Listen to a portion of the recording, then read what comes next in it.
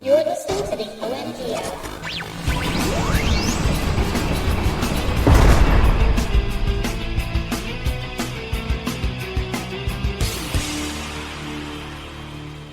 Welcome, everybody. It is episode number 347 of the OMG Hour, and we are your outlandish, mediocre geniuses. And, of course, I am Sean Evans, otherwise known as Zion Tane. And I am Tico, Mr. Second Place. Happy November, Sean. Happy November, the day after Halloween. Did you check all of your child's candy to make sure I'm you in removed the process of checking it.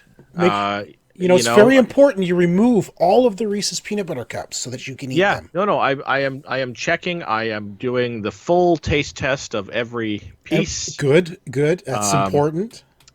But it's all away. She's had a couple of pieces of candy that we have vetted. Some of the leftover stuff. We don't get a ton of people here. It was not great weather for Halloween. No, I'll say that. I think everywhere, at least around here, it was just terrible weather. Lots of really high winds and cold. I was kept up until 3 a.m. I eventually at 3 a.m. got up, went outside because our gondola, the shade piece was blowing around in the wind like crazy, and it's right outside our bedroom window. And at about 3 a.m, I'm finally like, okay, that's enough of this. And I got up and I went outside and actually removed the shade at 3 o'clock in the morning in the wind. Oh man. Right. So it's Halloween. It's done. We're into November, and we're back. We missed last week. Of course, I was away I was actually off the grid for 4 days doing it's a biannual, or semi-annual, so twice a year, right? Twice a year. Biannual. Yeah. Biannual. I thought biannual was every 2 years. No, biannual is twice a year. I think it's semi-annual is twice a year. Anyway, let the audience tell us. Yeah, because I know if you get paid bi-weekly, you get paid. Oh, that's true. Every 2 weeks. Well, that's right. Bi-weekly would be every 2 weeks. Biannually would be every 2 years. Are you sure? Yes. I think you get paid twice. Bi-monthly is twice a month. Semi-monthly is twice a month. Your semi-monthly. Semi means half, right? So no, semi means some. So it means it's a big truck. That's what semi means. Anyway, I was away. Let's just leave it at that, since we went on a tangent there about semi-buys and all that. So anyway, gaming. It's a thing. It's a thing we do. In fact, you might as well say now, it's a thing I'm going to do tomorrow, November 2nd. I'm going to do it for 25 hours for Extra Life. 25 hours. You know what, Sean? What's that, Make Tico? it 26. No. 25. It's only 25 because the clocks go back. So I'm actually doing 8 a.m. to 8 a.m. So but at 2 o'clock in the morning, hour? Yeah, I'm taking it in that extra hour. So at 2 o'clock in the morning, just as it goes 2:59, and it goes back to 2 o'clock again.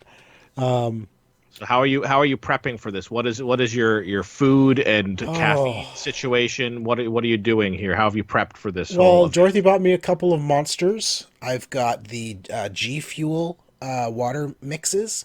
And Dorothy has bought me some meats and cheeses and veggies to snack on during the day. So, I got some good stuff. And she'll probably make me some food. I don't think she's going anywhere, so we'll see what tomorrow brings. But yeah, 8 a.m. tomorrow morning I'll be starting. I've got a huge list of games I'm going to be playing. Do you have a schedule? Is there a schedule? No schedule. Just whatever you feel like doing? Yeah, I probably should have made a schedule, but I didn't. I do have a complete list of games I'm going to be playing, and it's quite a big list this year, where I could probably if I played a game every 2 hours, I could probably play a different game every 2 hours throughout the whole. Okay, that is a decent size. And you're bouncing console to PC to. Yeah, so no PC, but I am doing PS4, Xbox, and I'll do some Switch as well. So you need your bathroom break, so Switch is perfect for those. Well, I can't stream from the bathroom.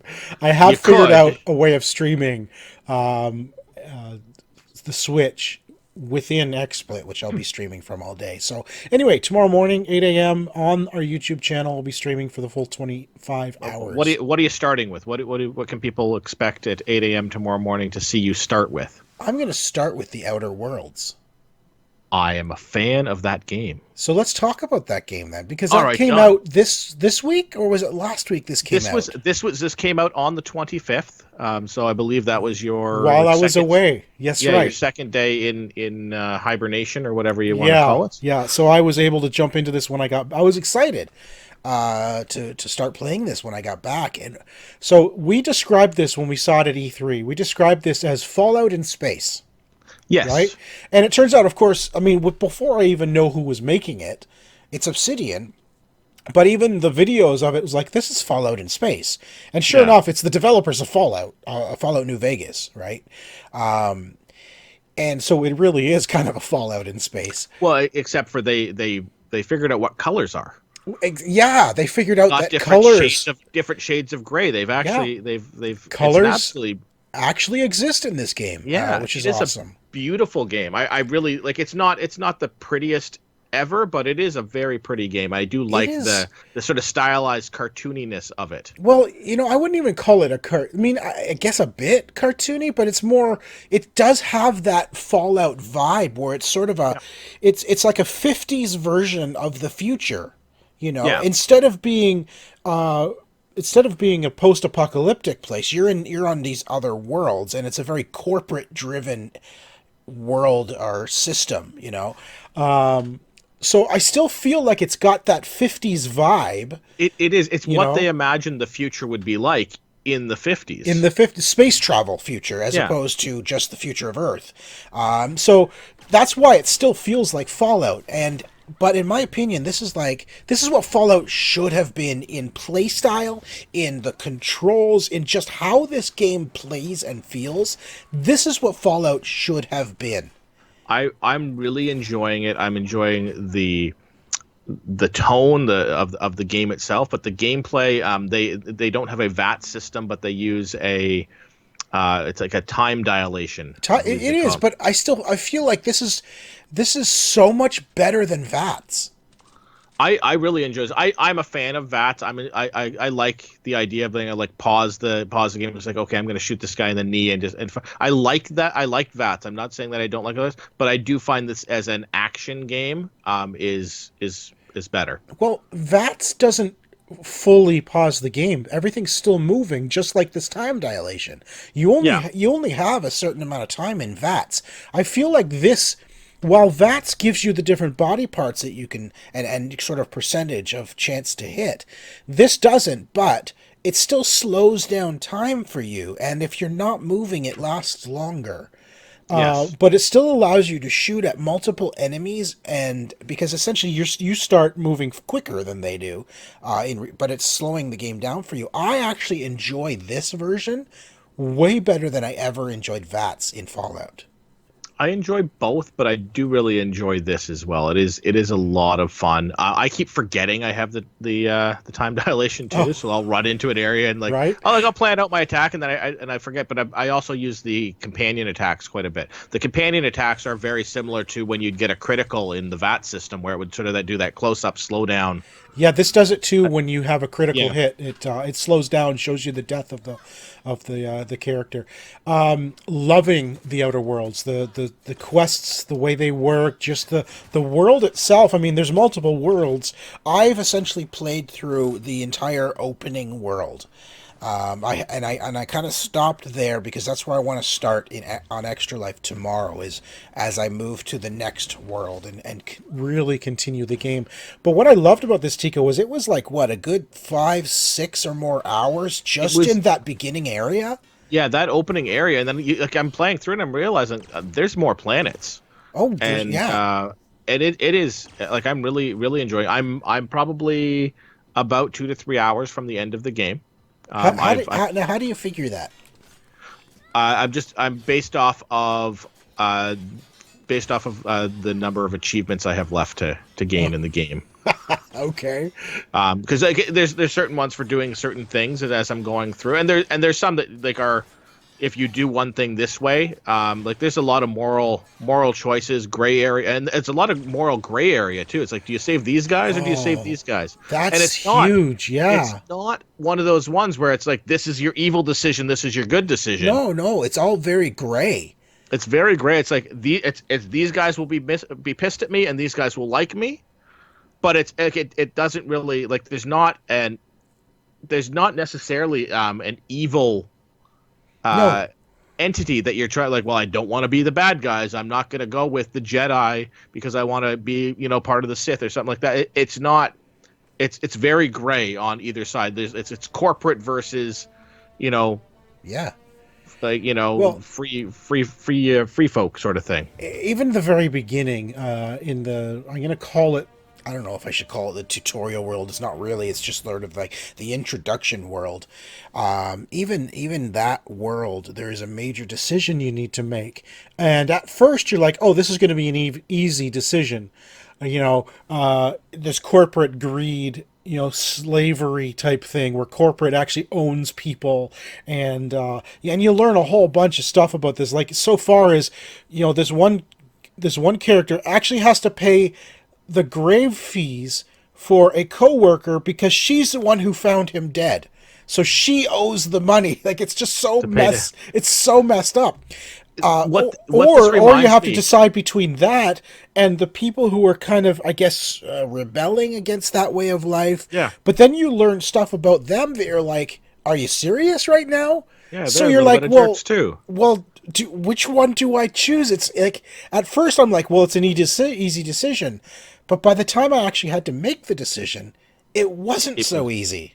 No, so what it reminded me of is the one line from a T-shirt I've seen is, there were those people on my friends were on that Death Star. Mm-hmm. Line from that shirt, and it's like, well, yeah, like, these are, like, yeah, the corporation itself is evil, but these are just people working for the corporation. Right, exactly. Right? Like, so if I do this action, it's going to hurt the corporation, and that's maybe work for me or maybe not. But these people who are there, they need jobs. These are just people with jobs that I'm screwing over and hurting because I'm doing that. And so it balances out that decision that really makes it a difficult decision to, like, I'm going to go this way or this way. Yeah, exactly. It's so well written, though, I think, in that way. Because a lot of times in games, you're given a black and white decision. This is good decision. This is the bad decision. Mass Effect had some really frustrating choices in it. And I think they've done a really good job in the Outer Worlds in bringing that here as well, where you need to make a decision, but there's no clear cut, this one's right and this one's wrong. Well, but even in Mass Effect, they gave you those decisions, but they'd tell you, this is your Paragon, this is your Renegade Not decision. in the later ones. No, not in the later ones. No, you had that BioWare choice where you had to make a decision between one thing That's true, yeah. and another. And it was like, I remember sitting there for 10 minutes like, crap, I don't want to make this decision, Yeah, this is gonna, and even like just the decisions like, oh, this is gonna piss off this crew member of mine or something like that. Right, and that's another thing too, is you get a character Parvati very early on in the game, and wow, do they ever write it in such a way that you immediately love this character? Yeah, Immediately, like, it's like, what? Like, this is good writing where you actually care about a character so early on in the game. The fact that it blows my mind sometimes how games can actually make you care about characters, period. Even non-player characters, you can actually care about, and and that's all writing. yeah. The only way you care about someone is through writing, and it just blows my mind sometimes how well games can do that. Yeah, it is really well done. I love the fact that you've got every time you leave the ship, it's like, okay, which people do you want to bring with you? And that can trigger missions while you're out as well. Like, if you, like, hey, I'm taking, this person and this person to this particular encounter, that can trigger a side mission for them as well. Right, because this becomes part of their personal story. Yeah. That's cool. Yeah, It's really enjoyed so far. The Outer Worlds is absolutely fantastic. It's like this is a must play if you enjoy anything from BioWare or Bethesda over the past 10 years. Yeah, You have to play this game. and I It's mean, it's incredible. and this is a Game Pass title on Xbox. It is. If you have Game Pass, you can already play it, Yeah, which is pretty incredible. like it launched on Game Pass, which is fantastic. It just really makes that added value for that that service. Yeah. And I find the gunplay Yeah. in this so well done. I Yeah. find the gunplay in Fallout has never been great. No, because it's designed to be for everything to be used with the VAT, so you're not really doing the gunplay yourself. It's like here's a gun, here's the stats Yeah. of this gun, and then you do your VATs and everything. That this one Yeah, here, you but- actually have to use the weapons. Yeah, but even in VATS, you can't use it all the time. That's the problem with Fallout. You can't use VATS all the time. So, and I find the guns are really hard to. I don't know. I've always had a hard time with guns in Fallout, which is why I've never actually finished a Fallout game. I get frustrated with it. I have finished every one from 3 on. Well, good for you. Well, good for me. All right, so you've also played a couple of games. Yes, these actually the funny thing is these are all Game Pass. All of them. All of them are Interesting. Game Pass titles. These all launched in the last 2 weeks, and these are all Game Pass titles. So the first one, let's talk about Felix the Reaper, because this is a game you and I saw at PAX East. Yes. And that we really, really liked the look of it. It was, we talked about it on our PAX East rundown. Yeah. Does this survive our PAX curse? Does. I am really enjoying this. So this is a puzzle game. You are playing as a Reaper named Felix. Wow, that's unique. Felix the Reaper. Wow. And okay. he's a dancer. Yeah. He so all of your movement. So it's a grid based movement. You must, as a Reaper, remain in the shadows. So you have to and you can switch where the sun is, which will create shadows in different angles. What happens if you are in the sun? Do you die or do you? It goes against your, because there's a level completion thing saying like, well, you have to finish it with being caught in the sun X number of times. And so there's a par thing like, oh, being caught 3 times is the par for the level or something like that. And the idea is because he's the Reaper, he has to stay in darkness so no one sees him coming. Correct. Is really kind of the lore behind it. Yeah. So what this is this is a scenario where the Reaper has to set up scenarios for the death of characters in this. So it's almost like the TV show. What was that TV show with the Reapers? There was a show. Dead Like Me?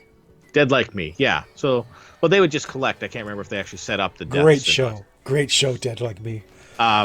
But it was, so your job, like this guy needs to die, so you have to set it up. So each level is the collection of a soul. So the first level, you have to collect the soul of a hunter, and so you do that. And the first thing you have to do is he's a bad hunter, so he has to kill a deer, and so you have to move the deer into place so it gets hit by his spear, so it kills a deer, and then the head of the deer is there, so you have to mount that on the wall in order for him to accidentally have that head fall onto him, so his blind companion thinks he's a deer and shoots him.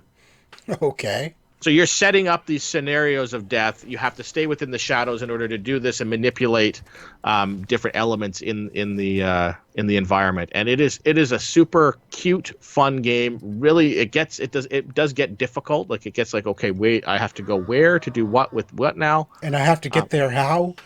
Yeah, and like then you finish. It's like, oh man, I finished it. And then you see like, oh, par for this thing was like 36 seconds and 5 moves. And you took 18 minutes and took 482 steps. You're like, well, I could have done better. But really, really enjoying this so far. Also a Game Pass title. So if you have Game Pass, absolutely try this out. It is so much fun. Excellent. So it survives the PAX curse. That's fantastic. It has survived the PAX curse. Nice. Not a lot of things can do that. So good on it. I really liked what I saw of Felix the Reaper, and they, it's a very humorous take on the Grim Reaping. Reaper. Yeah. That's so cool. All right, what's All the right. other game that came out? So Game then the Pass? last, this is a game called Lonely Mountain Downhill.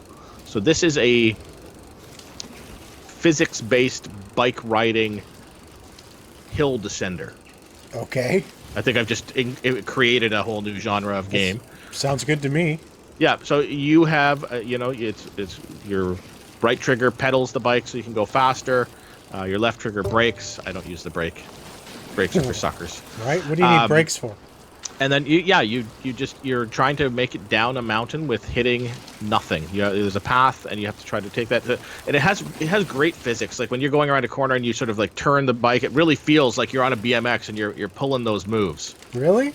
It feels very, very fluid, very comfortable. It's not like you don't feel like you're, like using a controller. It feels like you're feeling like, okay, I got to put this much like oomph into the turn. I'm not crazy about the point of view. It's sort of like a fixed camera, so it's not really, you're not behind the bike. No, it's sort of a top-down isometric sort of look at it, but it's following you down. It's like there's a drone that's got you, and it's like sort of low going down the mountain, so you don't have a good view of what's ahead of you until you get to it. Right. So you really have to think spatially, like if you're turning left or right or what here, Yeah, because but you're not seeing it at you're seeing it at constantly different angles. Yeah, and it does, and I can say the first couple of times through, like that did throw me for a bit, and I crashed like immediately. And then once you get that feel down, it is pretty intuitive, and it's a lot of fun. So if the camera happens to be in front of you, does left and right kind of switch your direction at that point versus if the camera was behind you? No, you're always assuming that basically the controller is the handlebar. So if you press left, it's going to turn Left. your guy left. So like so you do have to keep shifting your frame of reference while playing. You just have to mentally be at the handlebars. Right. But that's what I'm saying, where the camera itself is constantly basically you're viewing yourself at different angles constantly. Yeah. Yes. So you really have to think, which way am I turning? See, it's like those old sprint games, the top-down racing games where the camera never moved, and you're going through. You always have to think, which way do I need my car to turn? Yeah, it is fun. Once you get into playing it for a little bit, you get used to that, and are there shortcuts? Can you just ride down the side of the mountain? You can. There's a certain amount of drop that you can get, and you get different bikes that'll give you a little bit more better suspension and stuff like that, so you can get a little bit more of a drop with some of them. You can drop off the mountain at certain times. There are shortcuts that you can go, so you can come off the path and cut through like an area like you used to in Mario Kart. It's like, oh well, there's that little grassed area. I can cut across there, no problem. And you can jump off the mountain. You can hop off the mountain, and if it's not too far of a drop, you may survive that and make it to the bottom. So their goal is just get to what a goal is, or there's different checkpoints as you go through, and it's just race down the mountain, and there's until you get to the bottom. Okay, so that's it, and then you move on to the next different course, different tracks, or is mountains. this procedurally generated? No, it is not. It's the same tracks every time. Oh, okay. Procedurally generated would be cool. Yeah, that would be kind of neat. It's not in this game, but it would be neat. Yeah. And there are different challenges too. Some of them are like jumping a certain amount, like jumping off a certain amount, creating like seeing more paths, because there are different paths down the mountain. There's not just one path. You can go different ways depending on if you jump down or take certain turns. Okay.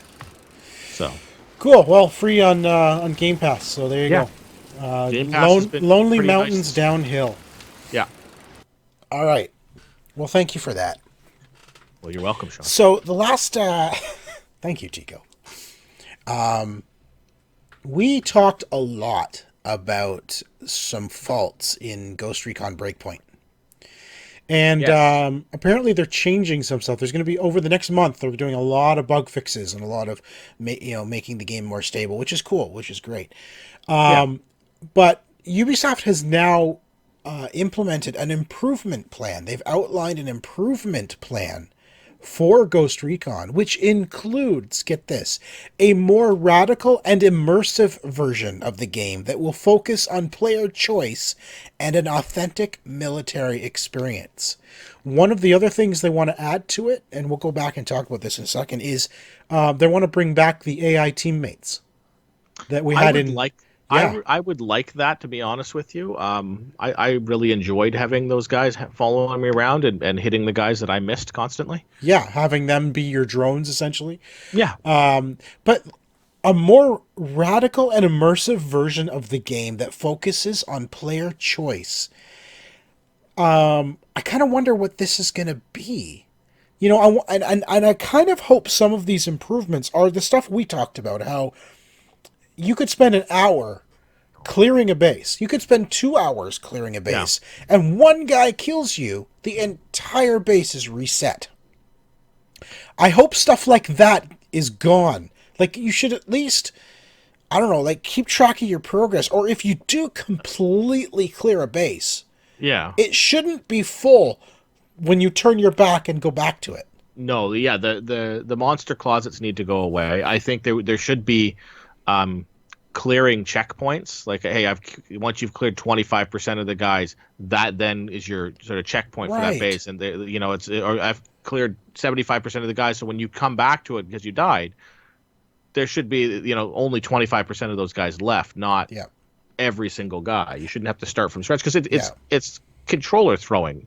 It's Oh, like, it is. like it's like, okay, I've stealthily, I mean, for you, I've stealthily, taken out like 95% of the guards, and then, like, one guy happened to just spawn behind me, and now I'm dead, and now I have to do the whole thing again because Not only that, you have to do the whole thing again, but I've actually had it, and I think you have too, where suddenly there's more robot drones than there were yeah, before. like, and now all of a sudden, oh, like, yeah, you almost made it, you failed, and because you failed, we are now going to add, like, if you want to do that, fine, like, get it to the point where, like, I left 5 guys left alive, and then I died. Fine, they called in some drone reinforcements. Those 5 guys plus the cars. Fine, make it a little bit harder because I got caught. But not everybody's back to life. Plus those. Plus, exactly. I've had that. That is again. It makes it to the point where it's like, and I'm done with this for the afternoon.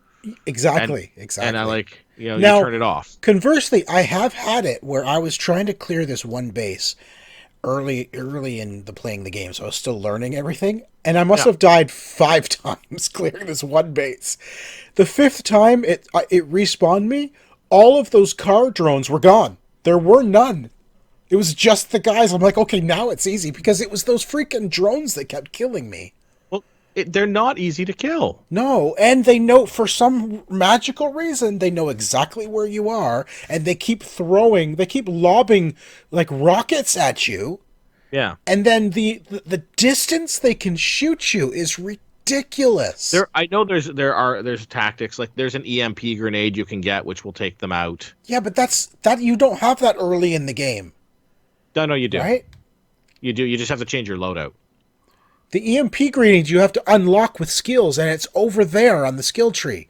Oh, When I you thought I just first had start the game, you have no way of having EMP grenades. They're way over on the skill tree.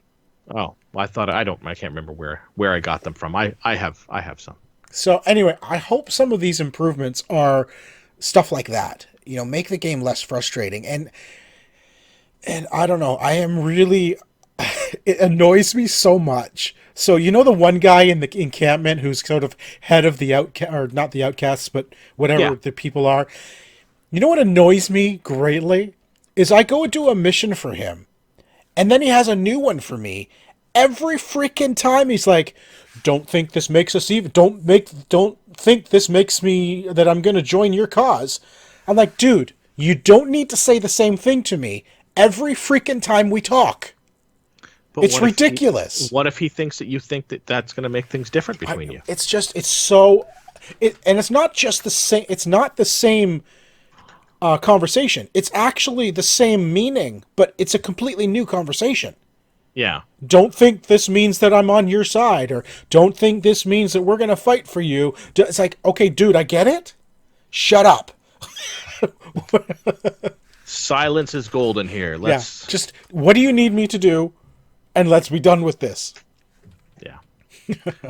I really enjoy the game. There are some tweaks. I know that they are, because it did not perform well, they are going to be looking at all of their titles a little bit more as well, to make sure that they are bringing the right type of storytelling, the right type of gameplay into all of these now as well. Yeah, I think the biggest issue I'm having with Ubisoft as of late, and don't get me wrong, I still love Ubisoft. They contain, I would say, the majority of my favorite games and IPs are Ubisoft. Yeah. But the problem I'm seeing is they've somehow fallen into this trap where they've taken every game they own and mashed them all together. So whether you're playing Ghost Recon, whether you're playing Far Cry, whether you're playing Assassin's Creed, they all feel like the same game now. Yeah, because they're like, oh well, this element of whatever loot grinding or the division. Equipment, Yeah, like equipment, whatever, breaking down equipment in order to do this. That was really cool. And let's take that system and move it over here. Exactly. So then it just feels like, okay, I'm playing the Division Island Edition or something like that. No, and they've taken things from they took the Ghost Recon Wildlands had your drone, right, where you could scout everything. Suddenly they took that drone and it became an eagle in Assassin's Creed. Yeah, which did the exact same thing. And Assassin's Creed, the gameplay changed to a similar to the For Honor fighting style. That's right, it did. The fighting style became For Honor. Yeah, and I feel like they fall into this trap where they have these almost like these Ubisoft tropes that they throw into every game instead of making the game. Like, sometimes it really works, and sometimes it doesn't. Like the Assassin's Creed, when they made those changes to Assassin's Creed. Now, I didn't play a ton of For Honor because, I'm not good at it. Right. But it's not an easy game. I love the style that they used in that. So sometimes it really works, but sometimes it does. Like the Division and the Breakpoint feel very, very similar. Yes, agreed. Except they forgot the part where, yes, you can break down gear, but you can't use the broken down gear components for anything. Like, hello? Did you forget something? I'm sure it's coming in a later patch. Well, yeah, that's what I'm wondering. Are we going to be able to craft gear using this stuff, or improve the gear the way you improve your weapons? Why not? Yeah. Let me improve the gear.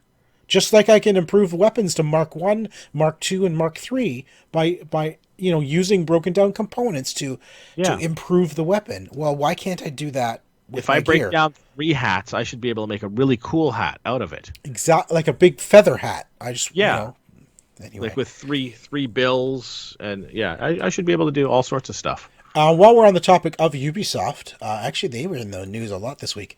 Ubisoft is going to be putting crossplay into all PvP games that they have, says Yves Guillemot, which is awesome. So PvP though, what games they have? For Honor, they have the Division, which is PvP.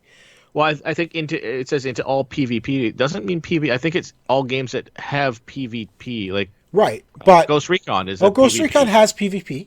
Yeah, the so question anything that has is a multiplayer PvP mode would probably right. offer But this. Does that mean? See, they word it as all PvP, but does he mean all multiplayer? Because there's a difference. I think it's probably intended to be all multiplayer. I hope so.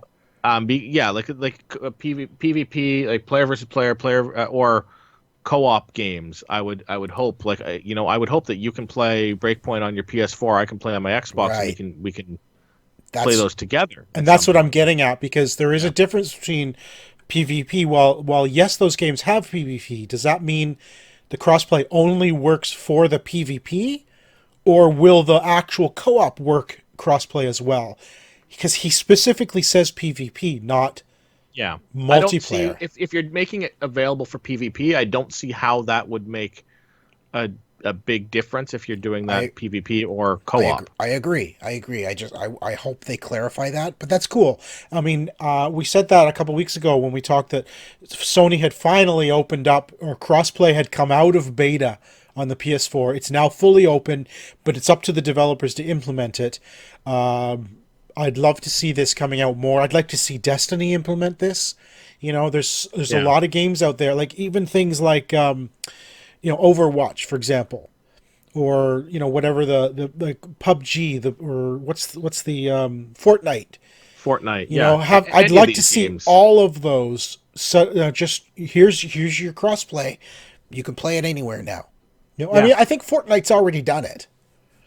Fortnite's opened it up, I believe. Yeah, I believe you can. Yeah, but just if PlayStation was not included yet, I think now they can open it up to PlayStation. So Right. that's cool that Ubisoft has said that they're going to put it into all their PvP games.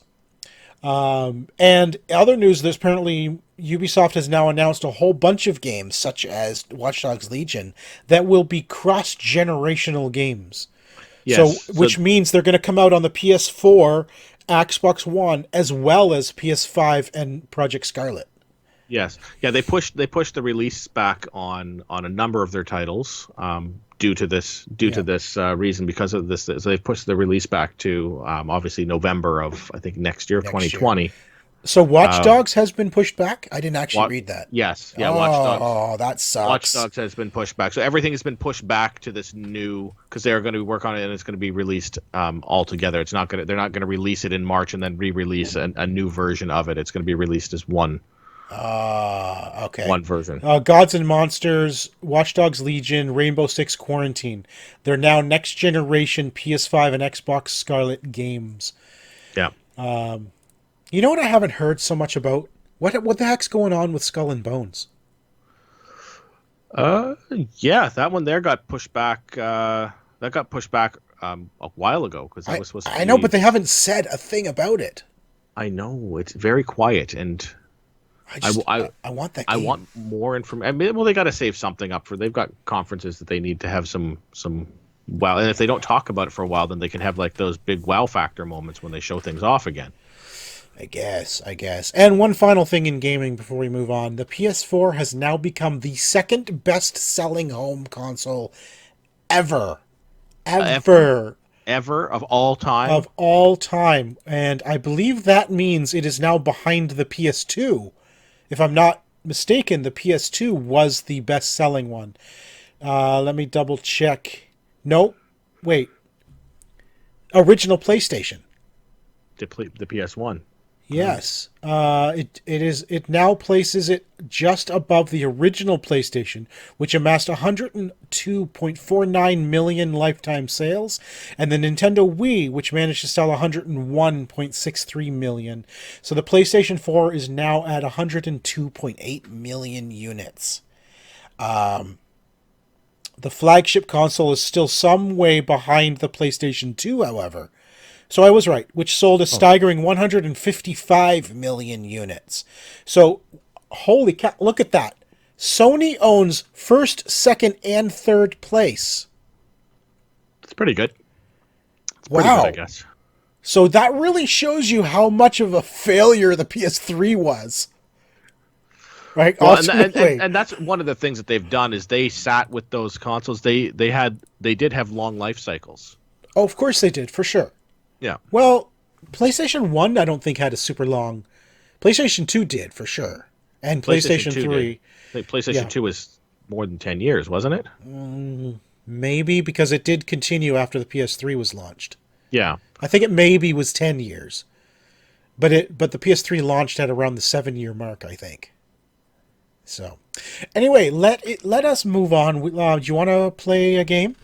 Let's play a game, Sean. All right, let's do the game based on Mind Trap. All right, let's do Brain Cage, shall we? All right, Brain I'm Cage. going to reach in and grab a random card.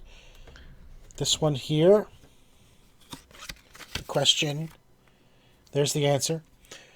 The question is, The only timepiece that Mr. Greenwich owns is a grandfather clock, which he frequently forgets to wind.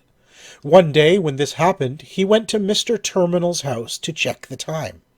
When Mr. Greenwich returned home, the first thing he did was set his grandfather clock to the correct time.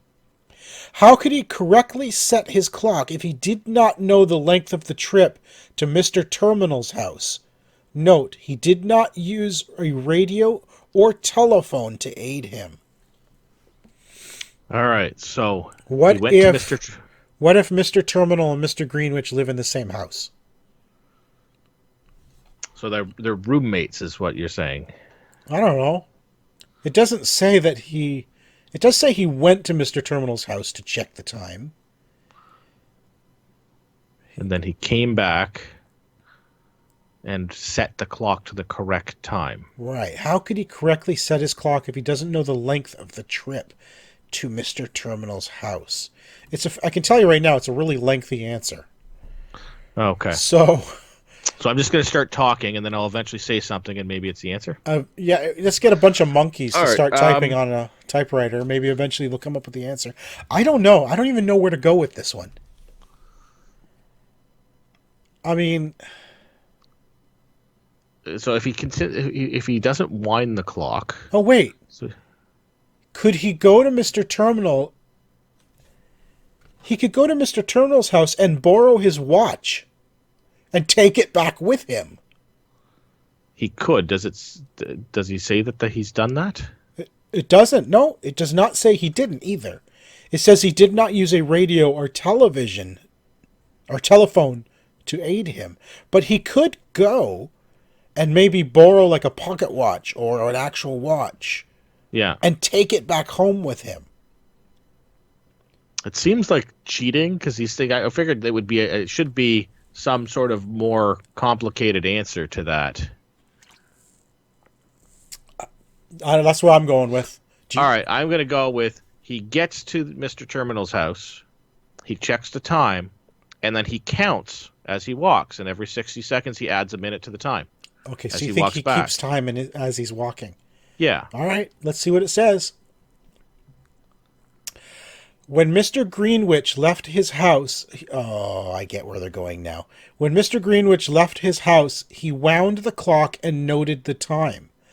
When he returned, the grandfather clock told him the amount of time he took walking to Mr. Terminal's house, visiting and returning home.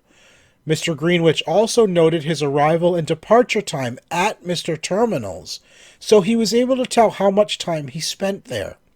He then subtracted this amount of time from the total time he was away from home, as measured by his grandfather clock. This amount of time is how long he spent walking to Mr. Terminal's house and back. Since he always walks the same way and at the same speed, half of his travel time was the time spent walking. He then added this time to the time he noted leaving Mr. Terminal, and that gave him the correct time of his arrival home. You know what? Mr. Greenwich, it would have been easier if you just borrowed Mr. Terminal's watch. Or just wind your damn thing. Like, well, there's that too. The guy who's going to come up with this complicated plan every time he's got to go to his friend's house, just wind your clock. Wind your freaking clock. Wind your freaking clock. That's my answer. Wind your freaking clock. I still think my way's easier. Just borrow. Have him come back with you with his watch on. Come on over for tea. Bring your grandfather clock over to Mr. Terminal's house, set it there, and then bring it back. Bring it back, actually. Perfect. Buy a watch. Hop onto Amazon. Right? Oh, man. All right. Television. I want to talk really quickly. We've already talked about this show, Nancy Drew, but I just want to talk about it because, man, this show is so good. I've just watched the latest episode, and the creep factor with what they're doing in this with this ghost is like, this is like the Ring style horror going on here. It is like Samara from the Ring, just the way she's just like... She's just hanging there on the ceiling, and it's like, yeah. Oh my gosh, it's so well done. I'm like, wow, this is... I would never expected this kind of thing from Nancy Drew. It is, and it really is feeling like a supernatural Veronica Mars. It really is. Like the tone is set exactly that way. I'm really enjoying this sort of darker take on that. Yeah. It is funny because Family Guy had a parody of that in their I think their Halloween episode. A parody of Nancy Drew? Not of Nancy Drew, but they did of Riverdale. They did telling stories, and they did a funny thing. It's like, oh well, let's take this, this easy IP that you guys are used to, and make it all dark and mysterious. And, Okay. and they did a Riverdale version of on Family Guy. It was a funny little thing, particularly since this is sort of like like you see this with Sabrina and with Riverdale Right. and with Nancy Drew now. Oh, this was the reboot. This was the Family Guy reboot episode. Yes. Yes, where, Fox wants to reboot Family Guy, and now that I think Disney owns them, and then they went through all of these different types of reboots. Yeah. The Lois show and all that. Yeah. That was kind of fun. I liked it. So I watched a couple of things this week as well. So there was a show that started on Netflix on I think the 25th or 26th called Daybreak.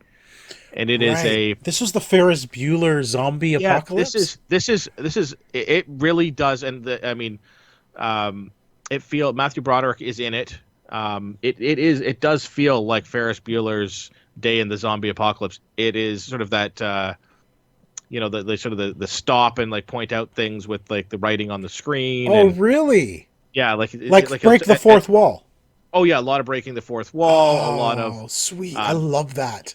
Interview style things, a lot of flashbacks back and forth as to like how the apocalypse started. Really interesting characters. Really enjoyed and I just finished that actually today. It's a 10 episode series. Really recommend it. Very funny. Topical for awesome. Halloween. It's really well done. Comedy based, but it's a full 45-minute show, which I find Yes. interesting. That it's a comedic show, but it's an hour, not a sitcom style. Right. Now you said Matthew Broderick is in it, but is he the main character? No, he is. He's obviously older now. He plays the school principal. Okay. Now, do you feel like it really is inspired by Ferris Bueller? Like, is that the goal of it? It does really feel like a post-apocalyptic Ferris Bueller, like the main character Josh, and he's constantly talking about what he's trying to do, and it jumps from character to character. Everybody gets sort of like this, the voice in the head type, The spotlight role for a couple episodes, but the main character Josh really is that character, and it does feel fully like that. Well, the cover of it, if you haven't seen the cover, look it up. It actually it looks like a Ferris Bueller cover. Well, it is Ferris Bueller on his back, lying on the hood of the car is the thing, and it's the character Josh lying on a school bus in that same pose, and zombies all around him. Yeah. So it is. Yeah, that's cool. It is very fun. I mean, there's some fun little nods. There's a point where Matthew Broderick says something about, because like his one part of in the zombie apocalypse thing, to blow up some stuff, and it said something about like nuclear war. So it's like, let's play a game. Oh, yeah, of course. War games. Which was it was really, really well done. It is a very fun watch. I would highly recommend it. Cool. Highly, Sean. So I should watch it? Yeah, sure. Go ahead. Sure, whatever. And then Shannon and I started watching a new comedy. Not a new comedy. It's an old comedy. I believe it's already been canceled. Oh, good time to watch it then. I like to do these ones, particularly with Shannon, so that way you're not disappointed. We know it's been canceled. I know this show went 3 seasons. So there's 3 seasons, 20 plus episodes a season. So it's fun. So it's a show called Speechless. I'm not sure if you're familiar with this at all. I don't think so. It is a comedy along the lines of like Goldberg's, that sort of style of comedy. Oh, okay. I think you would really, really enjoy this. It is a family who has a son with cerebral palsy, and they're constantly moving to try to better his situation. So they move to this new town to bring him to this school to better his situation, and it's sort of it's sort of like the lowest, like they're not mean or anything like that, but they're like the Connors in like in Roseanne, like they're sort of like that. You mean the Connors in the Connors? Or in the Connors. But yeah, It's not like, sort of Roseanne anymore. well, no, well, from back in Roseanne too, like that the family thing. It's a very funny thing. Mimi Rogers is the mother. Okay. I think it's Mimi Rogers. British. It's probably Mimi Rogers. I'll look it up later. Uh, John Ross Bowie, who played Kripke on The Big Bang Theory, Oh, yes. the guy with the speech impediment. Without the speech impediment? Without the speech impediment, he plays the dad, and he is absolutely hilarious. It is It's just, you see, it's a comedy in the style of Goldberg's, and yet the kid has cerebral palsy. How do they make that humorous? it is very well done. So how do they make it does tasteful, I guess is the best way to put it. they don't always make it tasteful, but it is still funny. Oh, okay. Fair enough. So his family, his mother is super overprotective. Think Bev Beverly. Goldberg, Yeah. type mother. So everything, if somebody says this kid can't do something, she sort of goes off, and Gotcha. it is very, very funny. Now, how recent is this show? Like, it was canceled, but how recently? 2016, I think it started. 2017. Oh, so it's a recent cancel. It is the last episode aired April of this year, I think. Oh, interesting. Okay.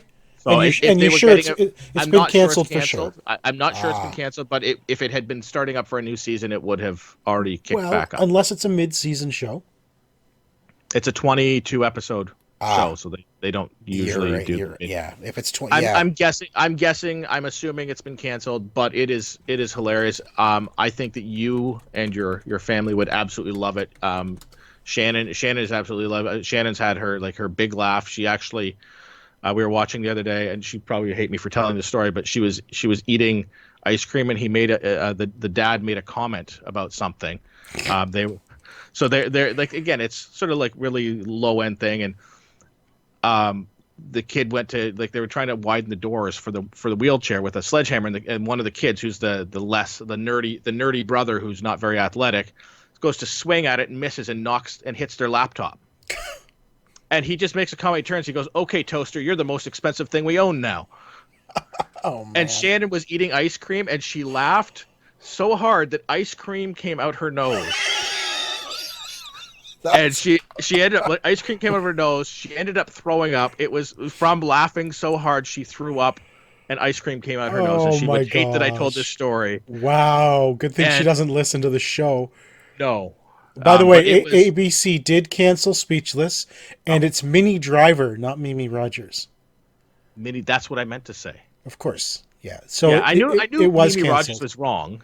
Yeah, it's Minnie Driver. I like Minnie Driver. She used to be in stuff. She used to be in stuff. Yeah, this was one of the things that she used to be in. This is one of the things she used to be in. Oh, man. Yeah, I think that you would quite enjoy it.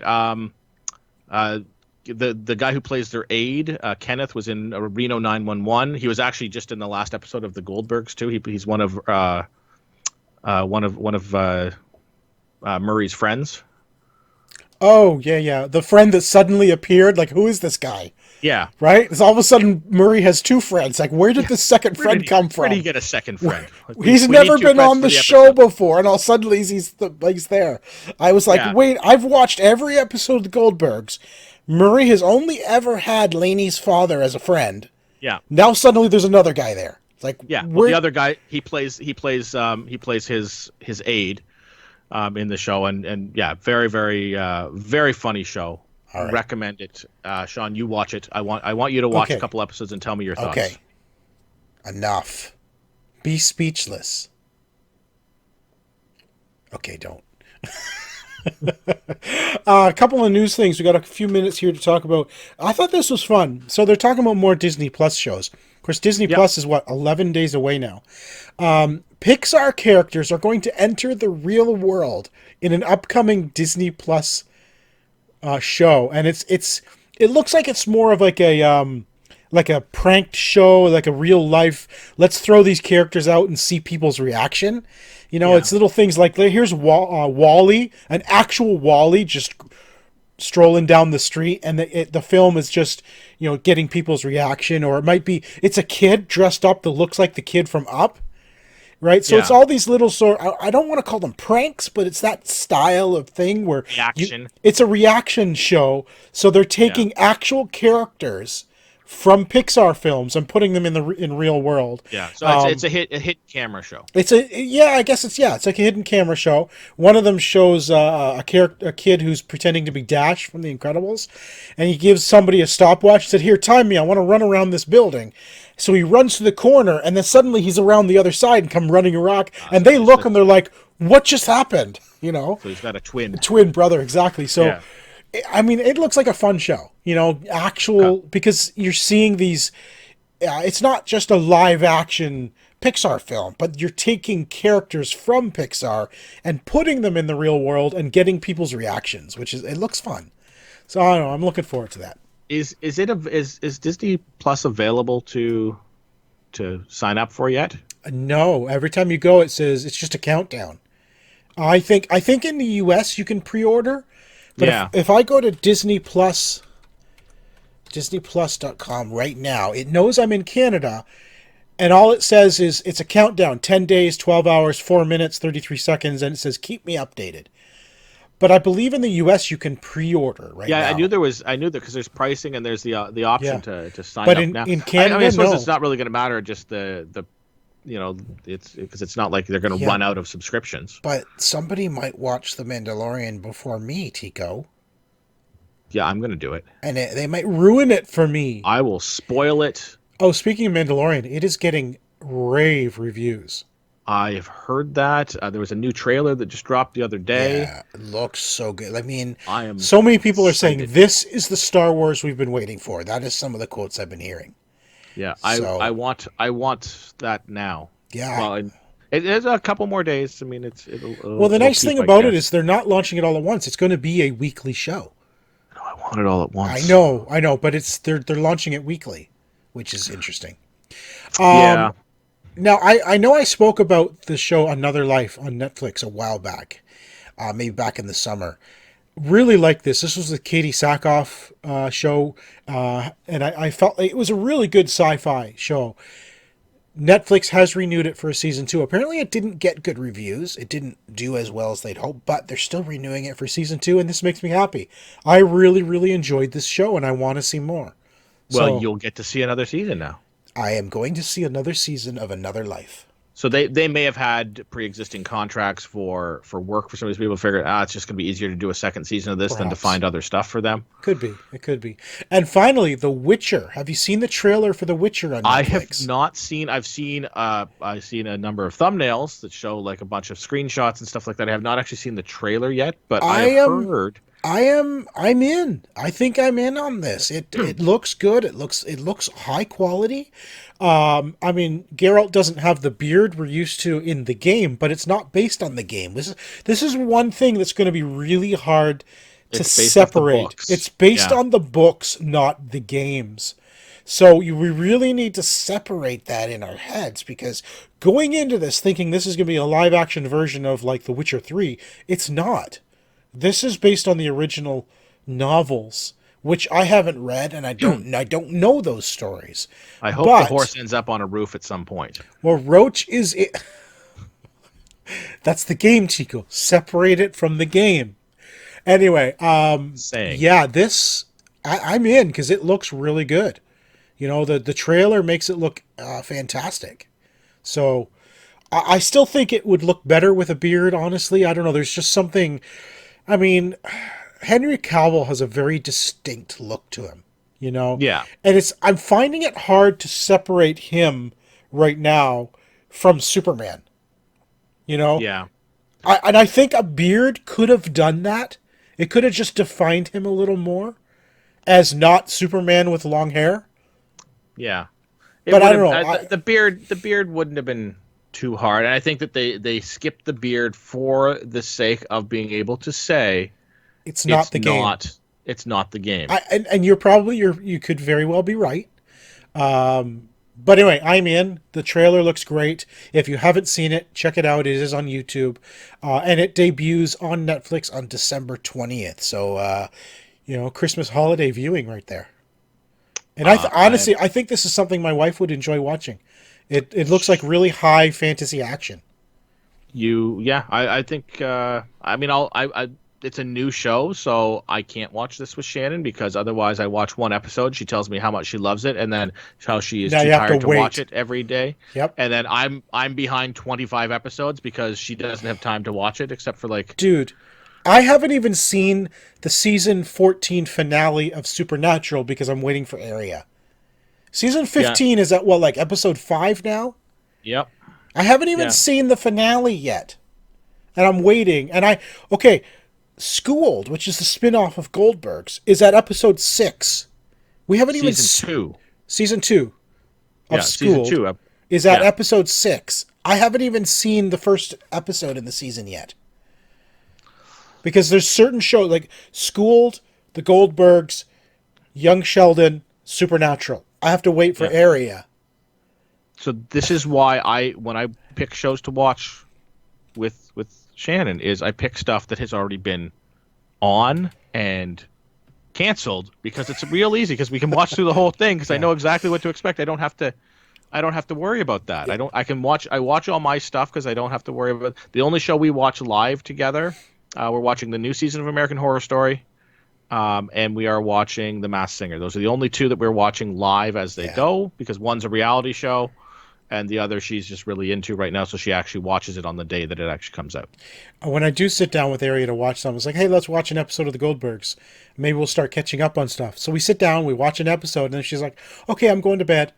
Okay, It's like, we watched one episode. We've got like 20 more to go. It's like, come on. here's a coffee. Sit your ass back in that chair. Right? Oh, man. Anyway, that is it for episode number, where are we? 347.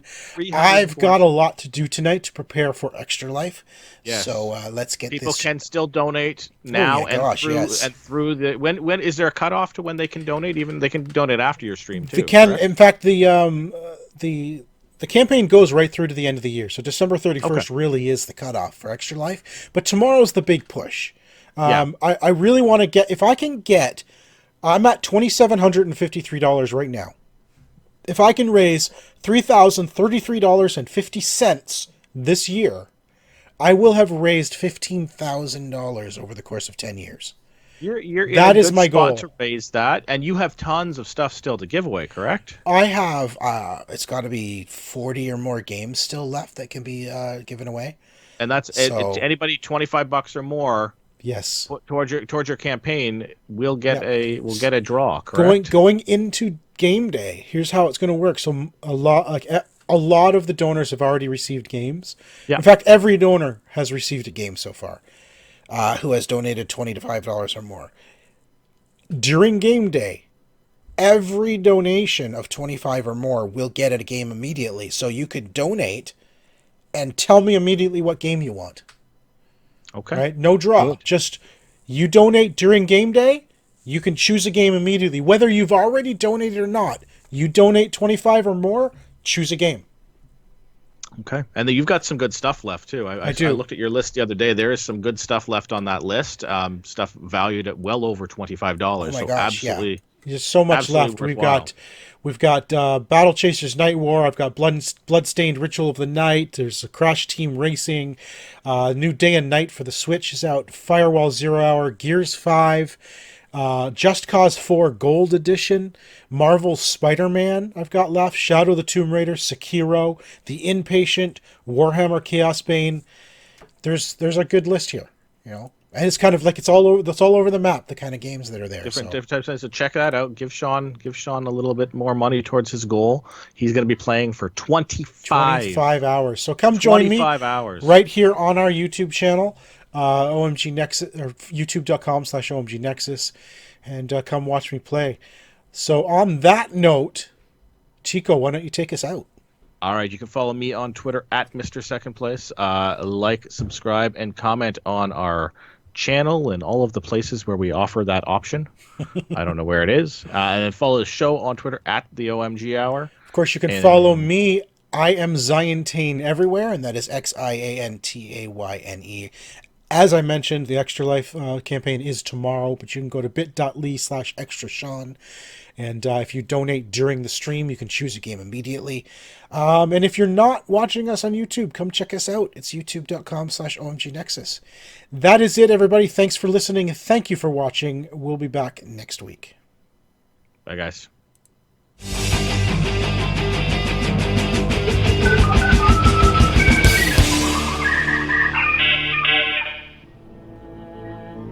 This has been an OMGNexus.com production.